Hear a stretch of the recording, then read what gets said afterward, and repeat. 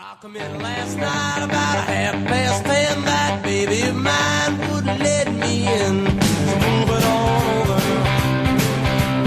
rock it on over, move over, little dog, a mean old dog is coming in. She told me not to mess around, but I done let the deal go down. Move it on over, rock it on.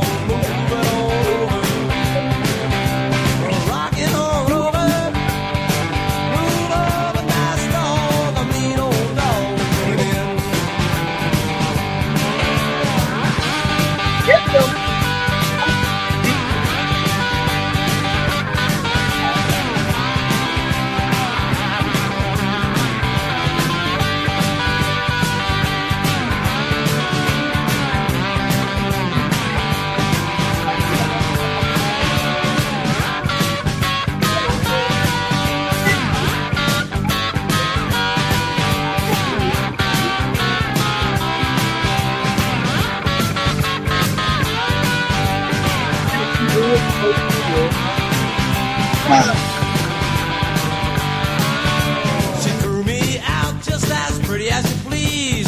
Pretty soon I'll be scratching fleas.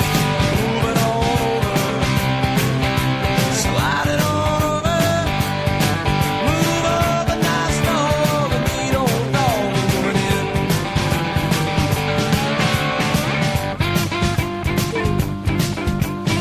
All right.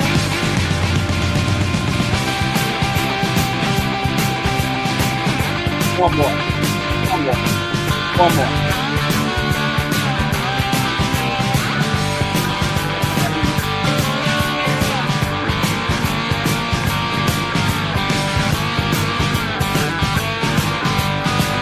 Back and slide.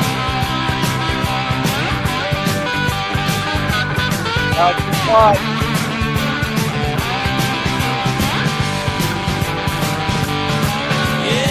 To me, dog, before you start to whine. That side yours and this side mine. So move it on over,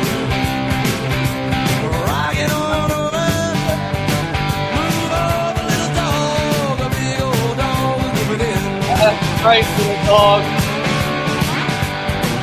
Move it on over, little dog. Woo!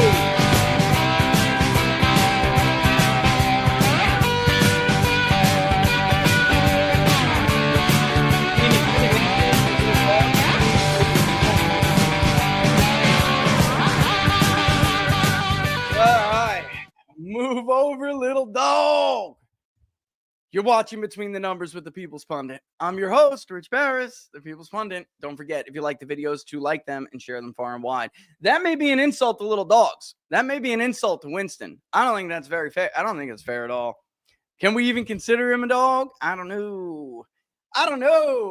All right, I hope you guys are having a great day. I decided I did want to get on here and do a little bit of a stream today, because if we talk about too much today, then what are we going to do tomorrow on Inside the Numbers? But in truth, there is some things that we can just kind of gravitate towards here in the results and talk about what I think is most important. And we can dive a little bit deeper into the economic sentiment that I think is really the highlight of this. And this is why I like how we do things, because I really feel like that we are getting, and that's the whole point of the names of the show and everything.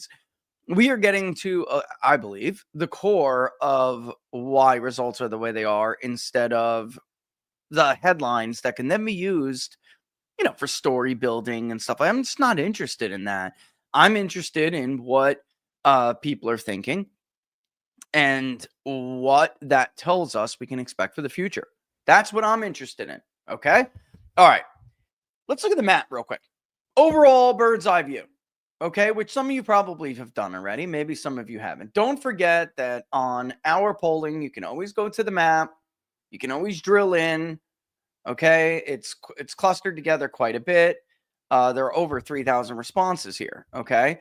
But you could drill down in here and see who's saying what and where. Normally, when we're doing election results, red would be indicating a positive response for a Republican candidate. Blue would be indicating, obviously, a positive response for a Democratic candidate. But in this case, of course, it's approve and disapprove. All right. So the darker the red, the more strong the disapproval. The darker the blue, the more strong the approval. Okay. It's pretty simple, pretty straightforward. But on every single interview, for instance, let's go to the Midwest. Let's drill into the Midwest. All right. Yeah, let's do that. You can see, obviously, some place like Michigan and Wisconsin, Pennsylvania here. You can see pretty clearly, too. Pennsylvania looks fairly good for Trump. It is the New York areas. The Mid-Atlantic turned on him quite a bit because, as you can see, a lot of the blue New York areas got a lot bluer. Not blue here for Trump, but I mean more Democratic. They're returning to their partisan lean. And I think I tried to find the right topic here, okay?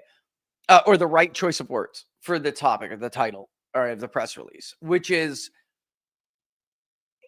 his approval rating is a little bit deceiving because it looks tight. It's 1 point positive. All right. Certainly not negative 12 or 14. We'll get into that more. But people are telling us, I still like Donald Trump. I'm just a little concerned about the economy. And I'm concerned because of what I'm hearing. That's it. I mean, that is pretty straightforward. This isn't very difficult or sophisticated. And I think we see that more so in other groups among Hispanics, for instance, which is why I chose to highlight them then in the second part of the press release. You may have noticed we did add more. You could see right track, wrong track. You could always see them in the crosstabs, but we did highlight them as well as the generic ballot, which was a little bit surprising to me. I thought Democrats would have at least a marginal edge on the generic ballot. They do not. Okay. There's a large percentage of people who still remain undecided, however, so give it time. All right, let's go back to the map, though. For instance, let's go to Michigan, okay? And we can see in southeastern Michigan, who's this? Who's a, oh, that was a right direction. I was looking for a negative one. Okay, here we go. Here's a negative one. 45-year-old man, a Harris voter, wrong track, strongly disapproves. He actually calls himself American, has no high school education, but lives in the suburb, no religion. That'll do it. And is a 4 out of 4 voter. All right. So a very highly likely voter. But this person is liberal. Okay. Very, very liberal. So, I mean, I guess I wouldn't be surprised by that. Let's see who this is. Let's zoom in more so I can make an easier way of seeing this. This is the Detroit area and Macomb area. What's going on here? All right. Male, 74, German, Republican, even identifies as a traditional Republican. That's interesting. Right direction and strongly approves. I did see Mark Mitchell and some others note that Republican approval for Trump has bounced back up. That is very clearly the case. If you look at the crosstabs by approval, you will see by party. And I think I even put party detail in this one, didn't I? If I didn't, I need to go back and add it. There's the crosstabs. I'll open them up in a second. There we go. But you can see that Republicans have reconsolidated, even though partisanship returned and brought Trump back down a little bit. There are more Democrats, for instance. 9.3% of Democrats strongly approve of the job that Donald Trump is doing, while only 5.8% of Republicans strongly disapprove. Now, there are more Democrats who strongly disapprove overall, 68%, versus Republicans who do. But Republican strong approval is now back in the 50s. All right. And another 30% say that they approve of him overall. He does have some issues with independents. He's about almost split with independents and others. But if you break it out, this is why I was bringing up the detail. If you break it out, it's really due to some of those third-party voters. It's a small section of the population, of course, but they played a key role in electing him, in certainly carrying him over the edge in certain states that were very close. Wisconsin would be a good example. Okay. They have a bit of a different view than just straight up unaffiliated independents. And then when we do look at independent identification, we can see that they are a little bit more Democratic this time than they were in the last poll. The last poll, they were a little bit more Republican. Now it's slightly more Democratic. So we would expect the independent vote to be a little bit more against Trump, or the independent identification demographic to be slightly more against Trump. But that shares little in common with either. That's a number he's got to watch out for, because 38% strongly disapprove. That's like a complete flip-flop from what we had seen before. Okay, but I'm looking in this area for a reason. This is your textbook, once upon a time, maybe Democratic voter, married, Catholic, $50,000 to $100,000 a year, calls himself a moderate, but is German ancestry, is of German descent. This was the voting group that carried Al Gore. This was the voting group that carried John Kerry in these states. This is the voter that Republicans in the era of Bush, for instance, and Mitt Romney had a very difficult time winning over. I'm just out of curiosity. What's the other one over here? White non-Hispanic, a female, 45 years old with a 2-year degree. You didn't have to keep that close, up to you. A Lutheran. Oh, you're going to work out? Okay. A Lutheran, married though with children, not union. This is actually an interesting one. Traditional Republican, right direction, strongly approve. Interesting. Yet when you go to the Grand Rapids area, you can see some red, right?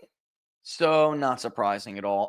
Ohio's like almost all blue, for crying out loud. Is anybody shocked there with that result? Let's scroll in a little bit more. In Pennsylvania, all throughout Pennsylvania, we can see some areas of where Bidentown is. 66% Italian, 66 years old, and Italian ethnicity. Obviously, is white, but of Italian ethnicity. I'm curious about Bucks. If we scroll in, it's looking pretty blue by Bucks, actually, which is interesting. Black African-American, 67-year-old man, a Trumper through and through. This voter's educated too, but a Protestant. No kids, single, never married. Interesting. Yeah, so take your time and go through that stuff, because it's always a blast, always a hoot to go through each individual interview, which is something that no other pollster in this industry does. And this is one thing that, look, the New York Times could easily scoop me one day. They have a bigger budget for the website, graphics and all of that. They did on the dial, they call it. Yeah, they definitely scooped this on the dial. We had the dial back in 2018. It was powered by a Google spreadsheet and high charts along with high maps. You clicked on a state, it was colored in whichever way the vote was going, and it would tell you the likelihood that the candidate from either party was going to win that state. However, it was done manually. When we made a decision or made an update, then we would enter it into the Google spreadsheet, and it would update every 30 seconds. Obviously, they can put in a JavaScript code and scoop us because they have a bigger budget. So they came up with the dial, and everyone thinks that the New York Times made that up. They did not. Interesting too here. Look at Long Island and New York. Look at all that. Look at that area.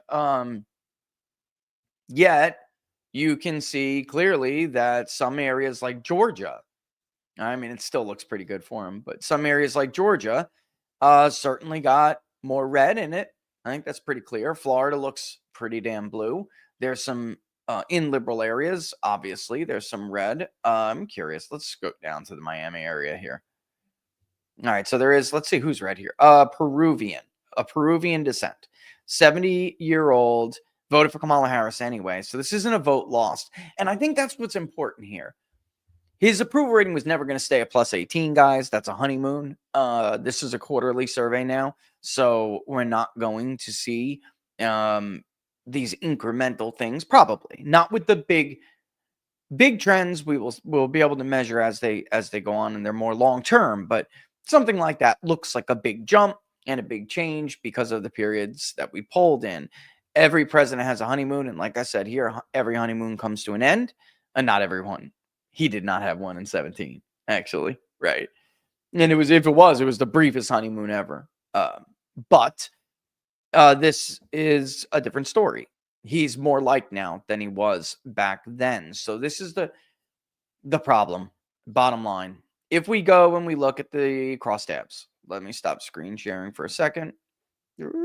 Okay, let's bring up the crosstabs and I will show you what I mean. Make sure I get the right ones here. That one's the May one. Okay. It should be the next one in line. May, right? Yeah. Okay. Perfect. Let's add it. I'll make it bigger so you can see it instead of me. This is by party. We can just do all.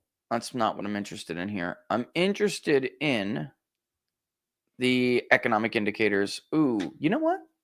Let's go into... Bear with me. Oh, you're going to see my password? I hope not. Hold on one second. Remove. Hold on. I can't show you my password, but I want to show you what the economic indicators look like. You can see that certain groups of people responded that they are less optimistic this month, and yet they still like Donald Trump. So the big problem, I think, is opponents and the media. They're really hitching their wagon to this idea that the economy is going to collapse because of these tariffs. If it does not collapse, they have a major problem. And we can add this now. I can do this in front of you guys. I don't care. I got to make it prettier before I make it for public release, but bear with me and you'll see what I'm saying. All right, survey questions should be right in survey questions. There we go. So let's just put it up front. All right, it won't be up front. It'll be at the end. Sometimes it does what it wants and it has a mind of its own. Okay, I'm going to compare it to last month, for instance. Your views of current and the present business conditions, all right? And of course, you assign either positive, neutral, or negative rating to reflect your perception of each. In the month of January, current conditions were 46.7% neutral and 25.5% negative. Positive was 27.8. So positive is actually up, but neutral is way down. And negative is also up. So because there is a relative value, this works as a relative value. All right. So we can't really get into the weeds too much, but it works like the consumer confidence index. There's an entire explanation of the methodology and how these are calculated. This is a sub indicator of the two minor indexes in the survey. And those two indexes, which is the present situation index and the expectations index, they make up the value for the entire index. Okay. The difference between ours, well, there are two major differences between ours and the conference boards. One is we are looking at the registered voter universe, the VEP, the voting eligible population, because there's been a lot of speculation over whether or not economic sentiment and how do you measure, how do you know what's going to be predictive and which one is going to see, which one's going to be predictive and which one's going to be just, I don't want to say a fluke, but, maybe it looks like people have a negative perception one year, but the party in power does better. So in an effort to try to get in front of those issues, we made ours only, not adults, only the voting eligible population. And the second major difference is that we do not use 1985 as a baseline the way that they do. And that's, wonky talk, which you don't have to get, worried too much about. But basically, they use sentiment measured when they first did the survey in 85 in order to gauge relative to that 1985 level. We are relative value as well, but not because we're using 1985 as a baseline. It's because how many people say that their views are positive is relative to how many have a neutral view or don't have any position whatsoever. Okay. And it's also, by the way, negative. But there's a whole explanation on how we do it, and it's pretty neat. But the bottom line is you will see that the current conditions index is going to fall. All right. And that's just business conditions overall. If we add, for instance, employment, all right, and I'm getting blown up here for some reason. If we add employment and we update it, I can give you an idea of what it was last month. It's positive 34.3. And actually, this is kind of weird. Last month, it was 31.8. Ooh, that's weird. But the neutral is down from 40 to 37. So it means there's also more negative, which there really isn't that much of. That's weird. So it's just the actual, this is even more enlightening. Okay. Actually, guys, I love doing this stuff live with you. This is even more enlightening to what I gleaned from the surface, which is that, and if you guys don't know what I'm looking at, I will share the last January poll, which was, let me give it to you, locals, for, I know you guys got it, but as a refresher, okay? This is what I'm comparing it to. Rumble, let me get it for you too. I just don't want everyone to hear my voice when I blare this. Here we go. Okay, it's on mute. All right, Rumble, you can look there. Okay, there it is. And then also Getter. Let me give Getter. I don't know if Getter will let me do it. There we go. And then YouTube. Let me make sure you guys all have, so you know what I'm looking at. And I just haven't put it in the survey yet. It's coming. I'm going to do an entire article tomorrow on economic sentiment and what it all means, because really we need time to digest. It's a big index and we need time to digest it. So interestingly enough, people are actually saying that they think the job market is all right. Okay. It's just their perception of business conditions right now. And why would that be? The tariffs. I mean, I think it's obvious. It's the tariff and it's not even the tariffs themselves. It's what they're hearing the tariffs are going to do. They don't live in a vacuum. All right. So let's go ahead and remove this. I can always add it again in a second here. Those two that I just showed you, they make up the present situation index. Okay. So their average, the average of those two relative values will make up the index level for the present situation index. These three, which I think are interesting, these three make up the expectations index. And basically what it is a 6-month outlook. And for those of you who have never seen us do this before, I'll read you exactly how it's worded. Expectations regarding business conditions 6 months from now. And we always ask people, please assign either a positive, neutral, or negative rating to reflect your perception to each of the following. All right. So they actually think, though, and this is why I think this is a real risk, man. This is a real danger for the Democrats, the media, whatever you want to call it. This is a danger. If these fears don't bear out, then they're going to reverse on this. So here's where you can see how they may have changed over the last couple of months. Positive is 39.4%.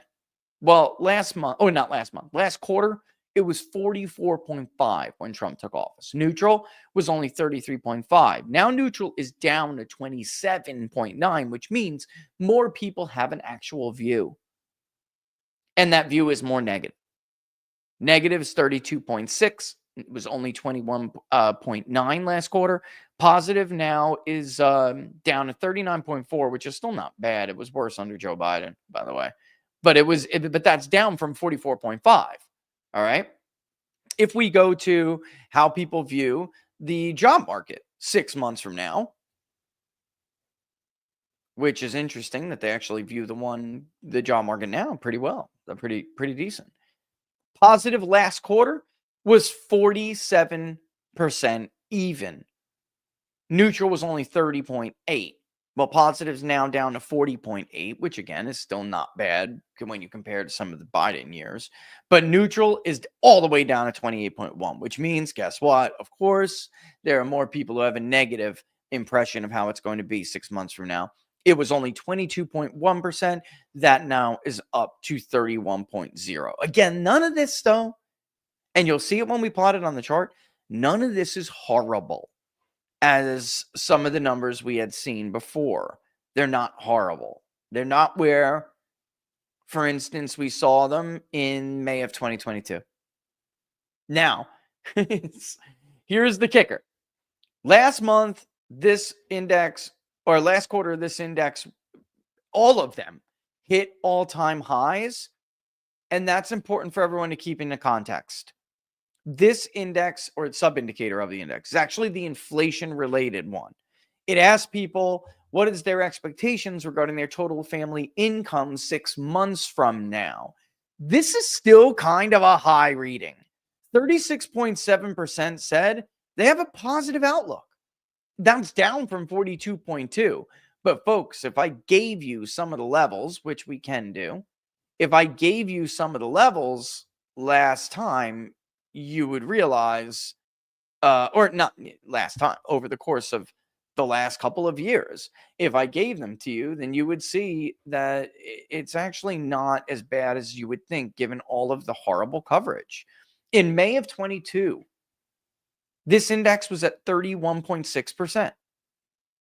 In, where is it? January 1st, 37.9%.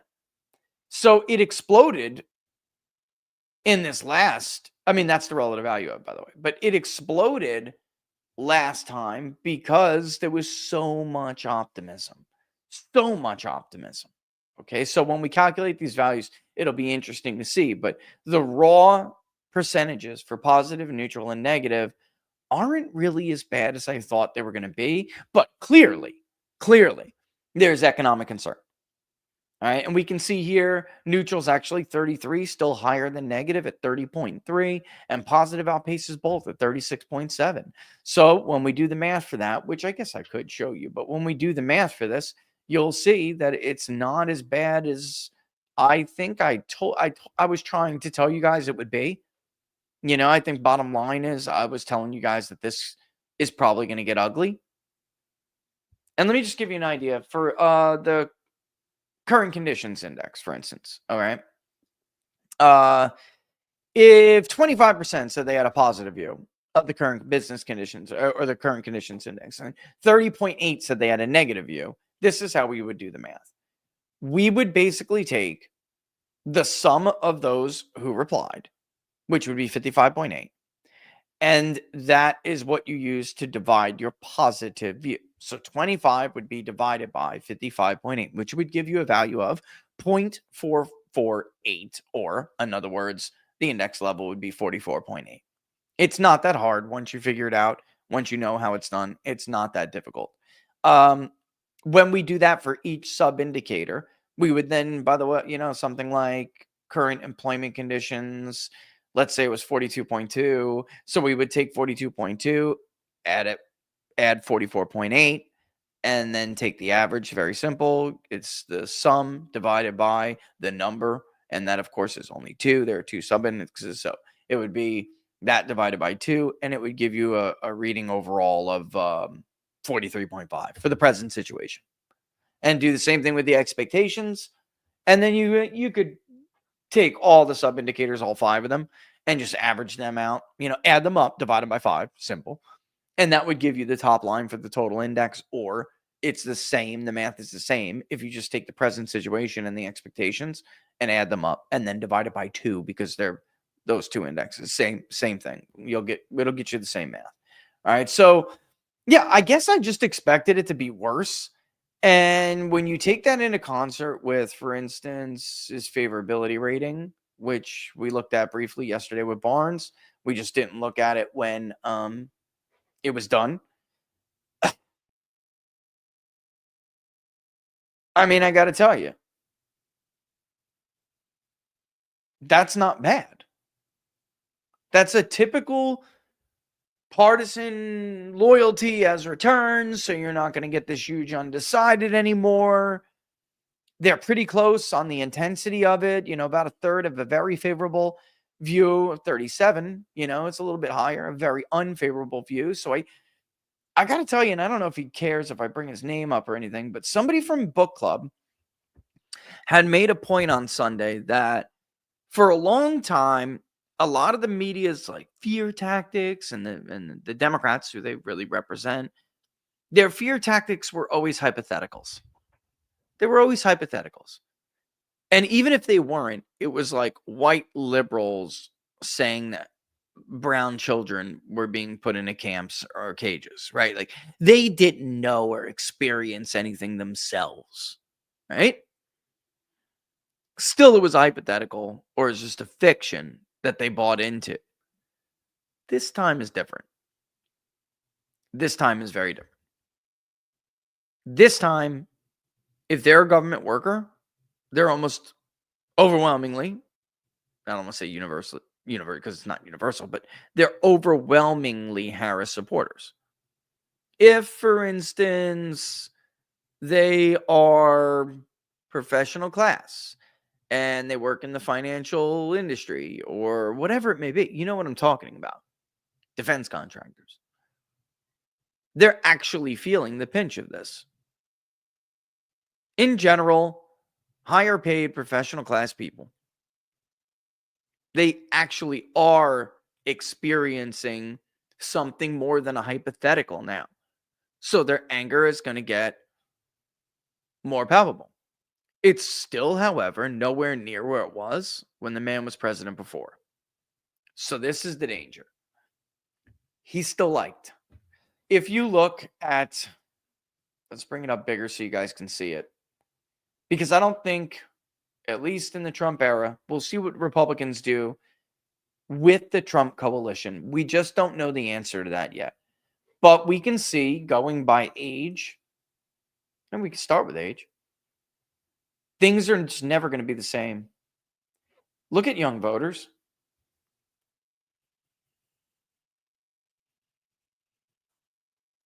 They actually like Trump more than seniors do. They do. Look at the core age voter, 30 to 44. Trump is pretty damn popular with these people. It starts to taper off, although it's still 50% at the 45 to 64. It is the aging boomer and flower child population that doesn't want disruptions in the status quo and in their life, in their social security checks, right? In anything. They just want to live out the rest of their golden years. We had this conversation with Mark Mitchell last week. I went a little, I went a little bit, I just got tired. It's not fair for this group to make fun of this group. It's not fair to constantly hear people, especially from these two groups, if they are educated, trashing these two groups. Because, of course, these two groups did not, and are currently not enjoying, but regardless, they do not have the same life experience and political experience that these two groups have, and vice versa. These two groups have no idea what it's like to be them. Do you understand what I'm saying? So it annoys me a little bit when we start to do that. And it's been like this now for years. It's like one group, their feelings and their positions matter more. And I mean, right now you're in the minority. I hate to break it to you. I don't know if that'll stay forever, but you're in the minority. Don't you find it at least curious at all why these two groups are so adamant about maintaining their support for this guy, even though he's up against what is essentially historic handicapped opposition, right? Yeah, I mean, look, I hate to bring it up. Can I put your tweet up, Aaron? Right.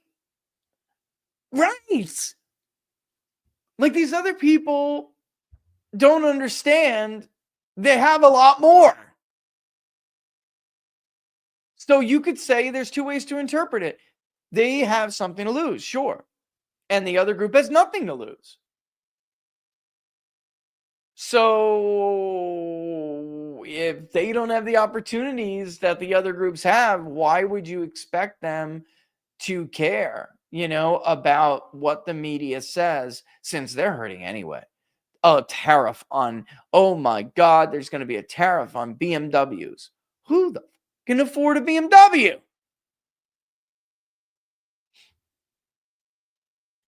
Yeah, I mean, really. So we'll have to just see, but I mean, for right now, they're hanging on. And I'm looking at another one about truckers and stuff. Like, this is actually the funniest thing about this. is that these are the people, even some people who will be hurt. Farmers, truckers. I was just talking yesterday with 21-year-old Hispanic. I can't give away, I don't think I should give away his employment. 21 years old, Hispanic. One time, sometimes I will identify people and I'll personally want to speak to these people and ask them to speak with me. Mom is liberal as hell. Works in the media. All right. But what he does, his industry, he understands that this can't keep up forever. So, like an Iowa farmer, he's willing to deal with this if it means getting better conditions for him in the future, because, of course, he still has his whole life ahead of him. Right now, what he has to look forward to is an unfair competitive advantage by competitors who are, of course, non-American competitors. And this is an area of the country an area in the state of California where Republicans have tried to do better. Trump has. Republicans have tried and failed. They failed. They failed miserably at it last time. It's like a huge no-no to vote Republican in this area if you are a certain age. And yet these younger people are making it, I would like to say the accurate word is competitive, but it's not, because really, I mean, in this guy's own words, I'm just Trumpy. I'm just for Trump. That's a problem for Republicans. I don't know what they're going to do about this, because I don't expect them to course correct. So I don't know. I don't know we'll have to see how it works out. But again, I think a lot like this group, especially this group, not so much this group, but certain people in this group, definitely this group, they have to start doing a lot more listening. And because this group combined is much bigger, of course, than they are. So you're in the minority. Now, you may vote at higher rates, and it may help you in special elections and midterm elections. But make no mistake about it, when those higher turnout presidentials roll around, you're going to get stomped. Like what is exactly what happened last time. You're going to get stomped. You are, and it almost, I don't know how much longer that'll even keep up. Because, of course, as these people get older, and you can see it from the vote history between this group and that group, but as these people get older, their vote history will become more robust and more consistent. And the people who are remaining here orphaned in this age group that really have more in common with this age group, they're going to find themselves swimming against the current. I mean, that's how this works. Unless something dramatic changes, which of course it could. Robert brought up yesterday that Rui turned out to be right. He just turned out to be right about all the wrong stuff. There was like there appears to be an emerging majority. It's just not for Democrats at this moment. But that could change. It could. And we'll see what I mean by that. If we go to race, race, you want to go? Let's go to race first. If we go to race, you can actually see that whites are the ones who tempered their feelings towards Trump quite a bit. But Hispanics, their approval of Trump is lagging their view of him considerably. And he's doing better with Asians than he ever was in, for instance, 2020. Definitely among black voters. And that's not a small sample. That is not a small subgroup sample size. It's just not. Especially since both of those groups are weighted down. We oversample them routinely to make sure that they're well represented. Because when you look at them by geography specifically and education specifically, you'll see that sometimes it can be, their numbers can be greatly exaggerated in one direction or the other if you don't oversample and make sure that everybody's represented properly by race, by education. I mean, by gender, by education, and by geography. Yeah, I mean, you could just compare that, for instance, to his approval. You can see Hispanics, they don't have the same approval rating that they have, for his favorability. So they like him more than they are currently approving of what he's doing. And that is because they're concerned. And basically every group is like that. I just think that it's particularly noteworthy when you look at Hispanics because they're a growing sector of the population. And they're one of the groups that were very consequential in him winning. All right. What else?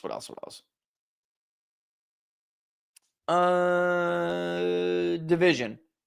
If we go by division, you can see Trump's approval took a hit in some key areas. I mean, again, some of this is that we're just coming back down to planet Earth, but the Mid-Atlantic would concern me if I was Donald Trump, I think, because I want New Jersey in the future. I mean, he can't get it because he can't run again. But if I'm Republican Party in general, I want Trump to be popular in New York and New Jersey. And Pennsylvania looks all right. It's New York doing it to him. It is. Even so, honestly, New Jersey didn't even look that bad. It's New York. It swung pretty significantly. New England's going to be a you-know-what show for him. That's going to be his worst. Together, New England and Mid-Atlantic make up, of course, the Northeast. East, North, Central doesn't look all that bad. West, North, Central, considering the coverage he got, that is the less Trumpy of the two. The South Atlantic, yeah. I mean, you're including Virginia in there. The District of Columbia is in there. The more swing state of Georgia, of course, is in there. North Carolina's in there. Florida, East, South, Central is a little obviously going to be more Trumpy. West, South, Central is going to be more Trumpy. And Mountain is going to be more Trumpy than some of these other areas. Pacific, you're looking at California and Oregon, right? So that those are more liberal. It's actually not horrible for a Republican. But the Mid-Atlantic would concern me a little bit. And the West, North, Central, I'd want positive. And you can see that on the press release, by the way. We put out all the divisions. And just to give you the breakdown here. New England is disapprove plus 15.2. And we can round. Disapprove plus 15. That's a lot. But it is New England. The Mid-Atlantic is disapprove plus 6.5. If I'm Trump and I'm like working on doing better in New Jersey, there's a governor's race coming up, and maybe you want to run around the state to help him, even though they're going to tell you don't. It's stupid. You should. East, North, Central is a difficult area for Republicans. It is an area where Donald Trump exceeds Republicans, and he's still above water there, and he needs to keep that up. The South Atlantic, I skipped West, North, Central a little bit, -4. East, South, Central, plus 16. West, South, Central, plus 8. Mountain region, plus 4. Could be doing better there. And then Pacific is disapproved, negative, whatever you want to say, 11. So did I miss one there? I feel like I missed something. South Atlantic was approved plus 6. Right. The shares of the electorate at this time, New England, 5.3. Mid-Atlantic, 12.5. East, North, Central, 5.2. West, North, Central, 5.9. South Atlantic, 23.3. This is a growing area of the country. I keep seeing a lot of pollsters keep that at like 19%. Well, if you're New England and Mid-Atlantic combined is coming in at 25%, you're wrong. The Northeast is a dying region of the country as far as population growth. Still beautiful. I love the Hudson Valley. I love New Hampshire in the fall. I love the Polar Express they got that takes a little train up to Maine. I like lobster.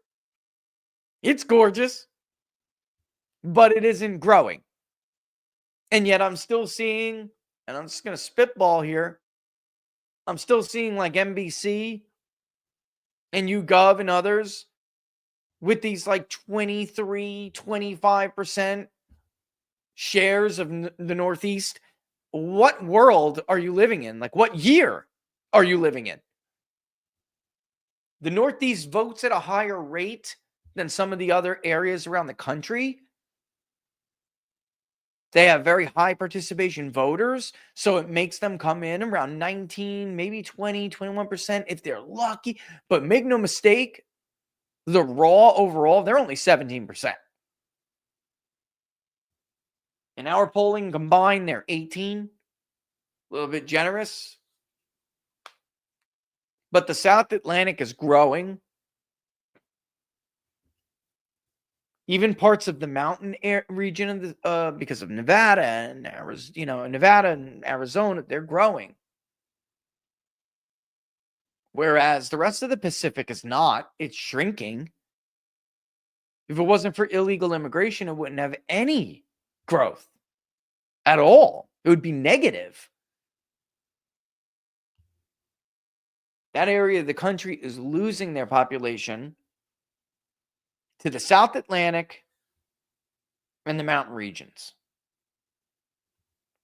Same is true, by the way, of New England and the Mid-Atlantic, but I mean, we're talking about massive numbers of people. And yet I still see the Pacific at like 15%, 16%. That's not accurate.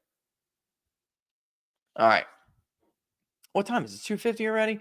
Well, even though I really wasn't going to do all of this today, I still might as well give them their little shout out here, okay? Because I got to tell you, I absolutely do love these guys. Did you guys try the mushroom stuff yet? Like I asked you to. If you have, send me what you personally think about. Everyone's got different taste buds.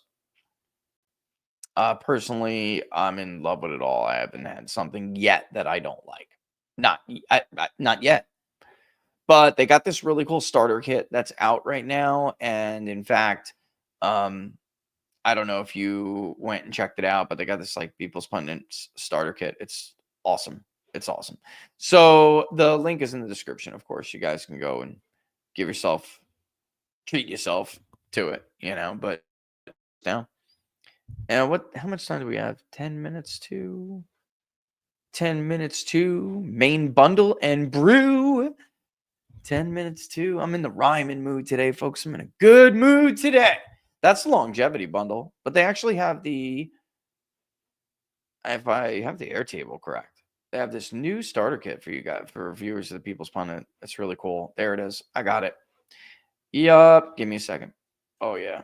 There it is. Ooh. And that's, by the way, you can still get that too.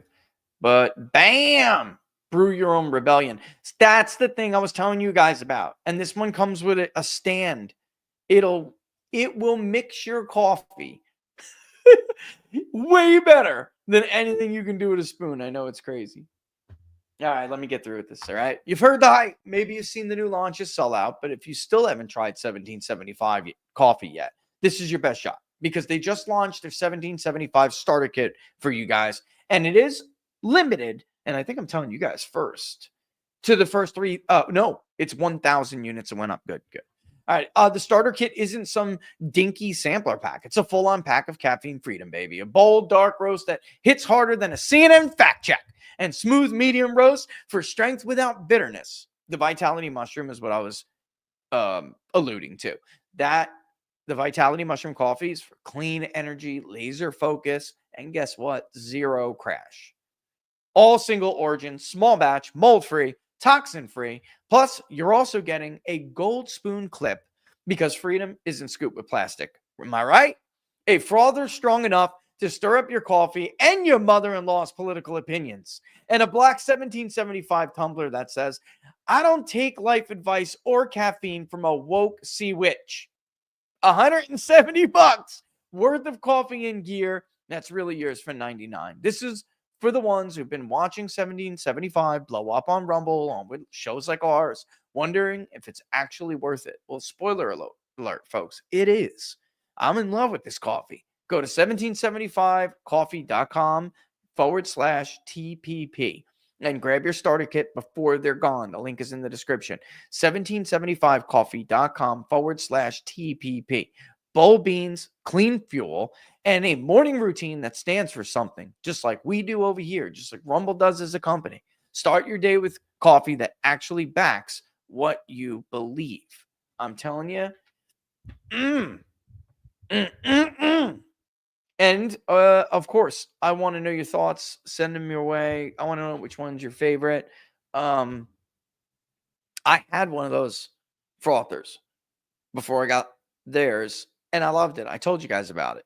The problem is they're all chintzy. That one was actually not light, and you can feel something when you're holding on to it. You can feel the difference in the quality. Plus, what's really cool is that one's got a holder.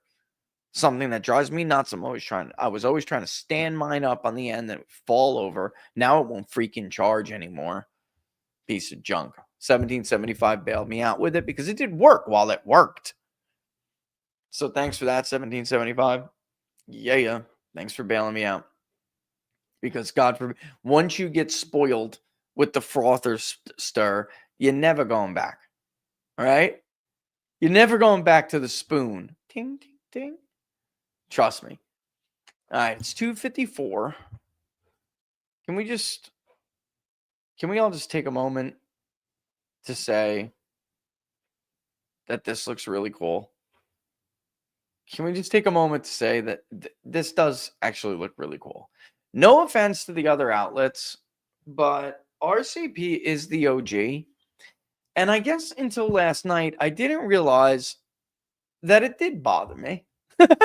I guess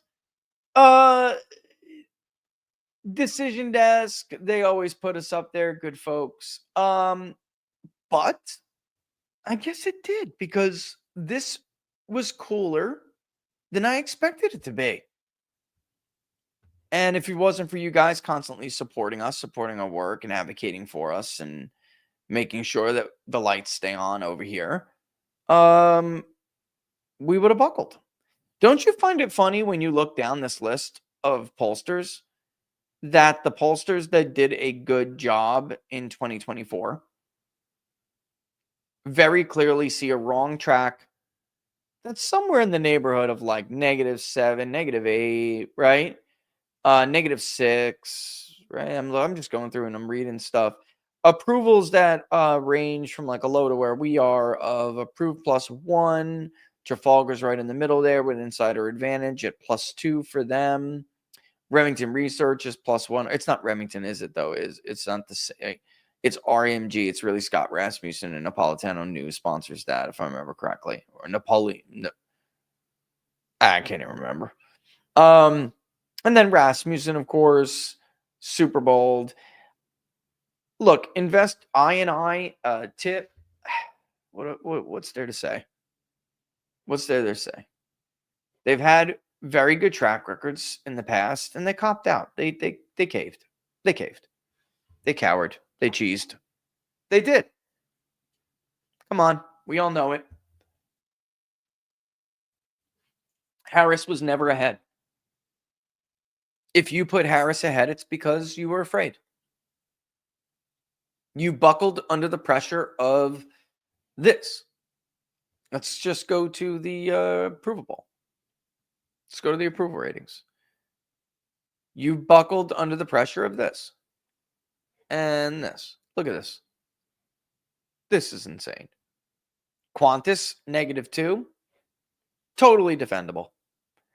I mean, I can see anyone ranging from, because of sampling errors and what they are. Our sampling error is very small. It's usually 1.7, 1.8, sometimes even less. But I could see -4 to +4, somewhere in that neighborhood, because that's what your sampling error is. When you're looking at sample sizes this small, like you can clearly see we are the largest sample size in the aggregate on Real Clear Politics.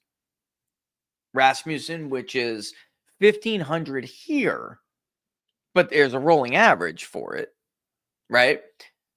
They're up there at 1,500, but they're likely. We are registered. Morning Consult is the only one that routinely gets like crazy results outside of their sampling error. I'm just being real. I'm not attacking anybody. I'm being honest. Am I saying something that's untrue? Marist is one of the worst pollsters in the business. The New York Times, awful. So like we're at a point where, and I think it was Jason from Qantas had brought up he kind of made a play on words with Benjamin Franklin, and he said, meritocracy if we can keep it. And I thought that was very good, because there's a few things we should all do moving forward here. One is, he's right. Those of us who have been doing a good job need to make sure that whatever happens, we continue to do the best job we can, and we don't become them. In many different ways, I mean that. And then secondly, as the consumer, as you guys, like from your point of view, you guys have to realize that it should be, and hopefully is at this point, we're forcing it to become a meritocracy. And you need to recognize what that means, which is that all polls are not created equal. So when you see something like this, your first thought should be, what do all of these other pollsters have in common with each other? Because they're very clearly two groups of pollsters. And then there are those who are trying to be cute and stay in the middle, like Morning Consult, right? And Tip. They're afraid of the herd, so they are trying to be somewhere where they won't get attacked. It's not controversial. Yet, they don't have the... I'm just going to say that I'll leave it there. And I mean, it's very obvious. Again, and consumers have to know this, that polls are not equal. Some matter more than others. It's just where we are at. Some care about being accurate, and that's their criteria for judging whether or not they're high quality. Some of us in there are high quality and have, because we have repeatedly and consistently been accurate, not because a media's election mafia deemed us so. And it's just the unfortunate reality of where we are. And you guys are going to have to learn that you're going to have to learn how to filter that out. All right. I mean, it's sad.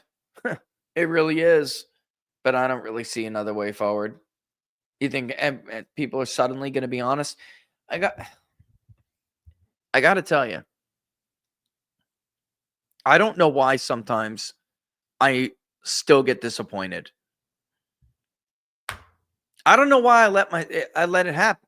I don't, but it still does happen. As cynical as I've become, I thought this guy's going to come in like -6. Maybe -4. But that it can't be that bad. The only way to get Trump anywhere near these numbers that you see from some of these people, -8. YouGov, The Economist today, they haven't accurately polled an election correctly ever. I really don't remember the last time you can cite, especially in the Trump era, but I don't know when you can do that. What's another bomb up there? Another real stinker. Reuters Ipsos.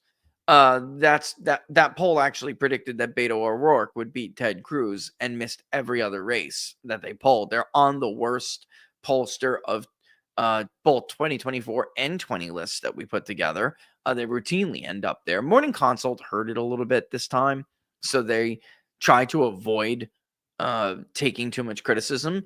But they publish garbage until the final week. And then all of a sudden, they herded to a place where Trump wins the Electoral College, but Harris squeaks out a win in Michigan, right? And it was funny because they gave Trump a little bit more of an edge in Wisconsin and then in Pennsylvania. And of course, if you were really polling those states accurately, you would have saw what we saw, which is that Pennsylvania was Trump's strongest, then Michigan, something we talked about a lot. Do you remember that? A lot, and how close Wisconsin was. And we said, look, there could be a couple things going on here. One, Wisconsin is a pain in the butt to poll. It's very tough, and it has been more Trumpy in the past 2 cycles. So maybe that's just what's going on here again. Or Michigan's going to be more Trumpy than Wisconsin this time. And it would make sense because of the trends that we're seeing. Wisconsin's whiter.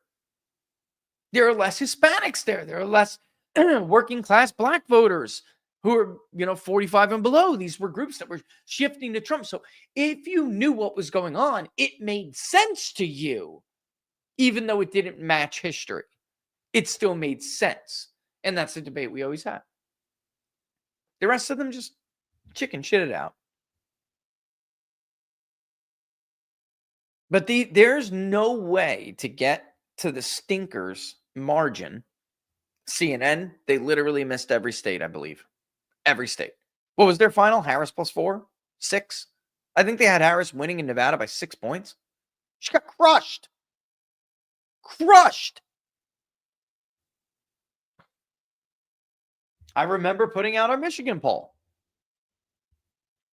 Was it Trump by 2 to 3 or 2 to 3.4, depending on what the ballot was, I believe, because we did different ballot scenarios. And it was like that day, CNN was like, Harris +6. I'm like, oh my God. The only way to do it, because I tried to figure out what they could be doing wrong, the only way to come up with some of those numbers, folks, is if you took, because income's not going to do it. Education's not going to do it. Geography's not going to do it.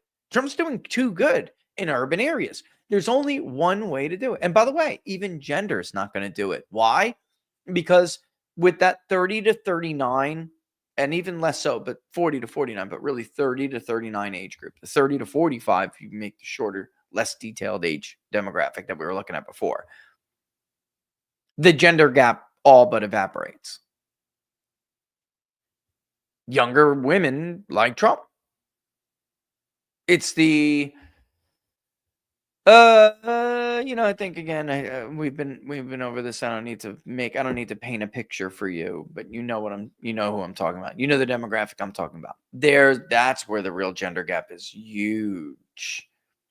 And part of the reason why with some of the younger age voters that there is no gender gap is because of non-white women. Non-white women. Fascinating. So you can't get there doing that with age, gender, race. I weighted the black vote to 20%. And I got disapprove 1 or something. 1? Not even. It was like 1. It was like 1.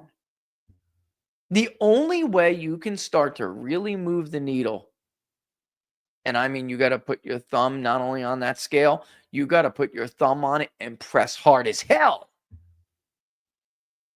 And that is by taking the party vote and weighting it and manipulating Democrats to be way more of the electorate than they ever have been or are going to be in the near future. You got to then, because that's not even enough. That'll get you to like disapprove +4. Then you have to take the independent sample and you have to make it so much more educated and suburban, see the way, like I just moved rural share down. You have to make it so much more liberal than it ever has been. That it's just like 63%, educated, which is nuts. That's nuts. That's not what it is. It's more like 35. You have to manipulate the hell out of it. And then you have to make sure that it's tilted more toward older voters because for some reason, with these younger voters, they are significantly more moderate. And I don't mean 18 to 29. I'm talking about that 30 to 45 block. They are significantly more moderate than anything we've seen in recent years. That's why I think we only got like a 32% conservative sample. Let me look and see what it was. I mean, it was not, I told you guys, conservatism is going down. It is. As an identification, it's going down. Yet, MAGA is still going up. And even among Republican identification. Go figure. I think that's worth noting considering they're supposed to be so radical. right? I mean, some of this stuff just doesn't make any sense, guys. It doesn't make any sense. Let me go to variables real quick and let me see.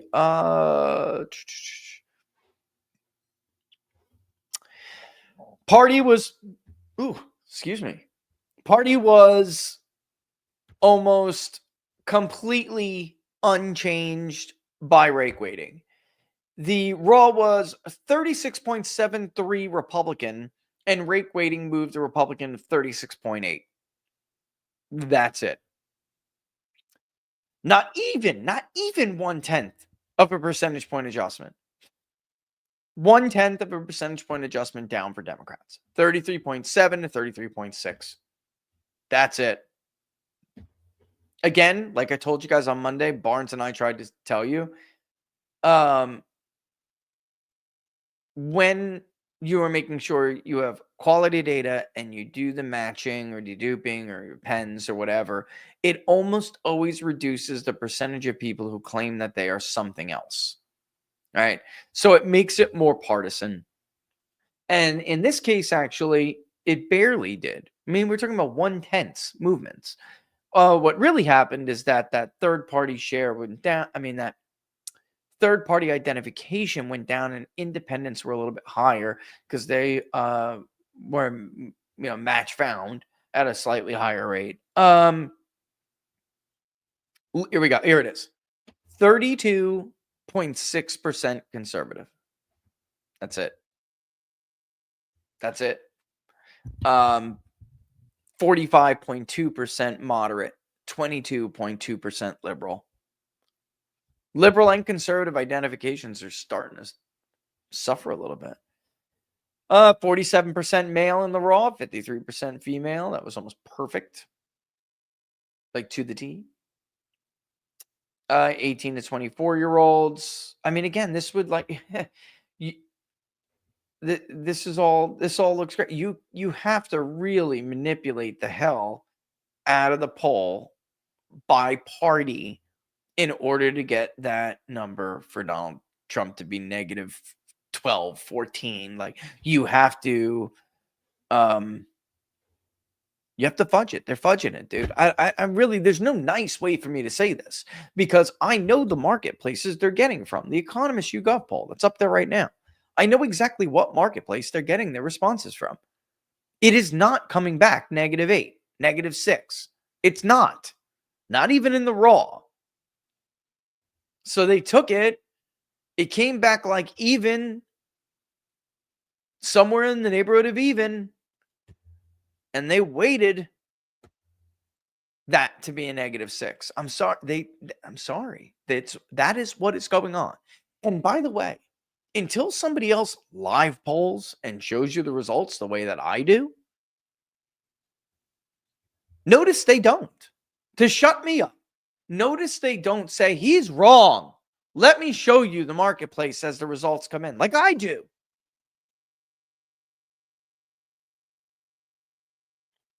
If somebody was out there accusing me of doing what I'm accusing them of doing,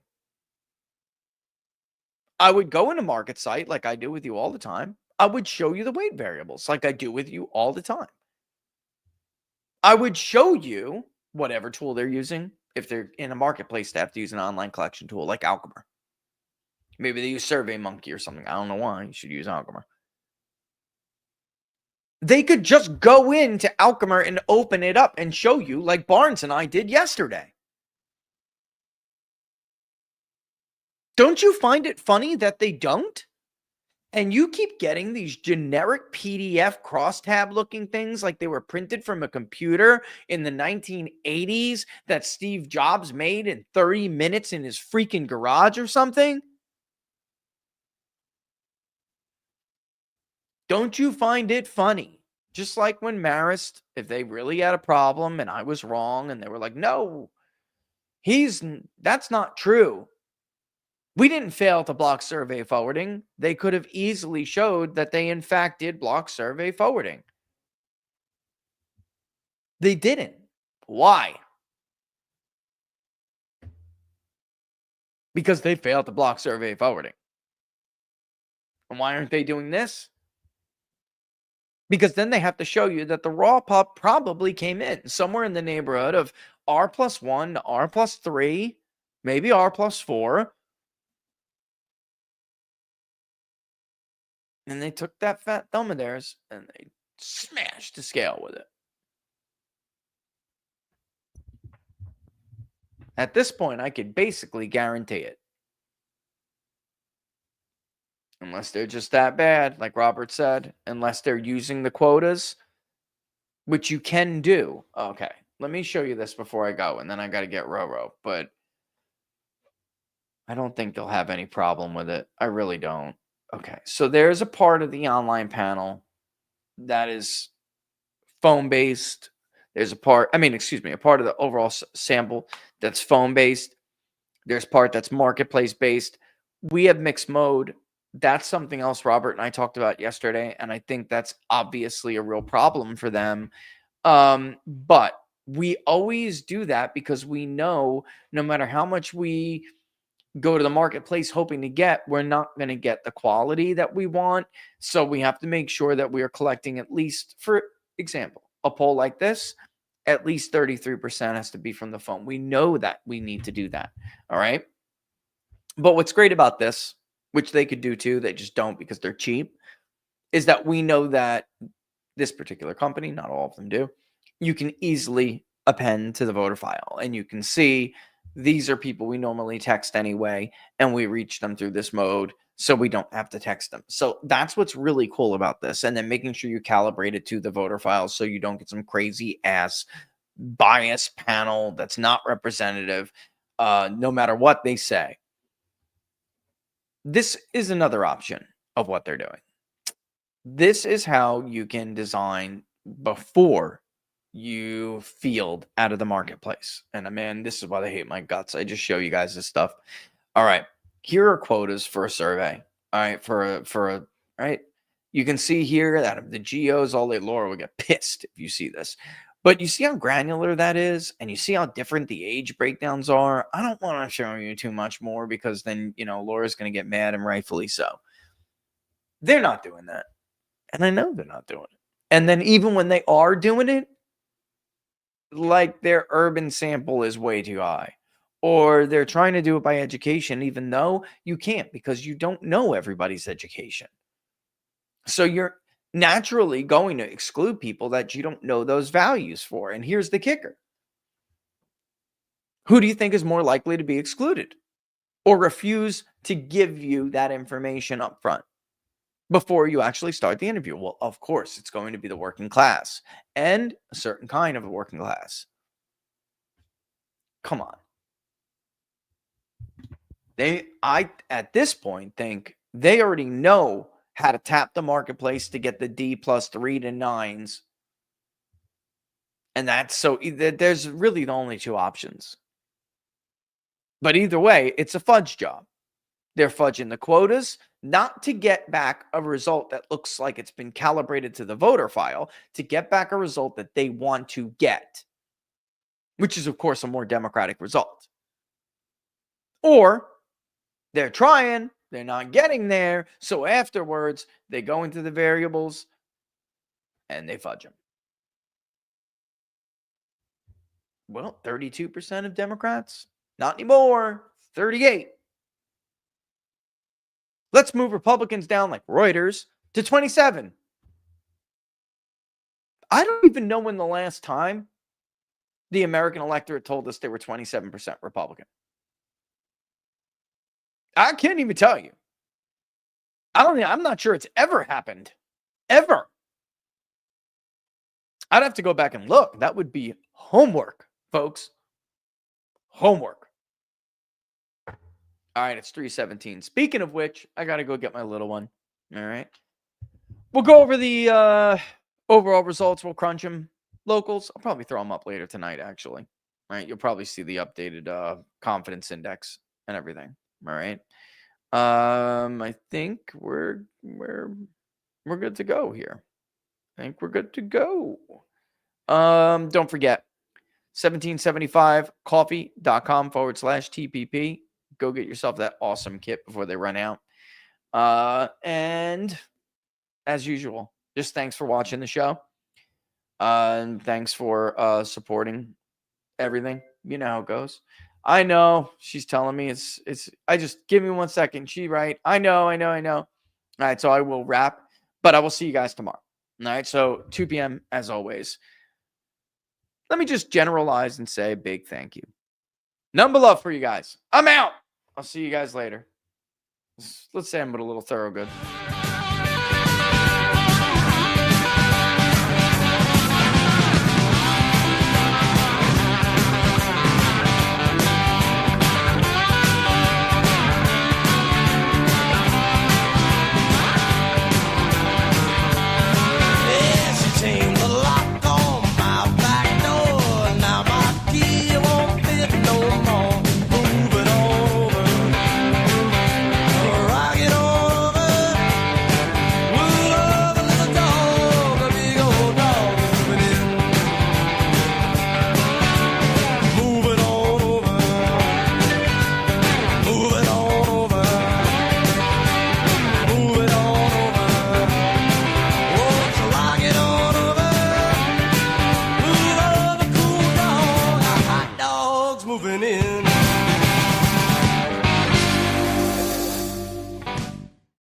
So good. Later, guys.